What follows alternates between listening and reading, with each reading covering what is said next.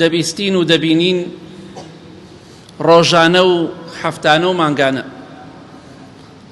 ئەو پیاوانەی کە زوڵم دەکەن، ئەو ژنانەی کە زوڵم دەکەن، بەڵام چۆن؟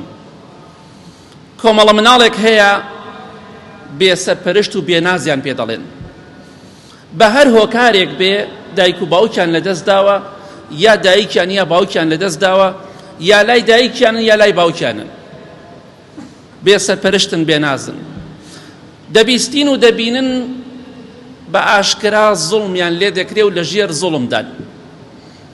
زوڵمەکان لەلایەنی باوکیانەوە دەکرێ، دایکیان، باوەژنیان، مامیان، خاڵی ئەوانەی کە سەرپەرشتیان دەکەن. ظلم تاریکیە بۆ قیامەت. پێغەمبەری خوا دەفەرمێ صلی الله عليه وسلم فإن الظلم ظلمات من يوم القيامة. باوکی بەڕێز، دایکی بەڕێز، مام و خاڵۆی بەڕێز، باوەژنی بەڕێز، ئەو مناڵانە بە تایبەتی کچەکان زوڵمیان لێ مەکەن. ئەوان لە نازی دایک و باوک یا لە نازی یەکێکیان بێبەش بوونە، ئێوە ڕەحمیان پێ بکەن، زوڵمیان لێ مەکەن، چونکە ئەو زوڵمە کە تۆ دەیکەی حەڵاڵ نییە. خوای گەورە حرامی کردووە لەسەر خۆی زوڵم بکات، چۆن بۆ تۆ حەڵاڵی دەکات؟ با مناڵی ژنێکی تر بێ، زوڵمی لێ مەکە، چونکە ئەو زوڵمە تاریکیە بۆ قیامەتت.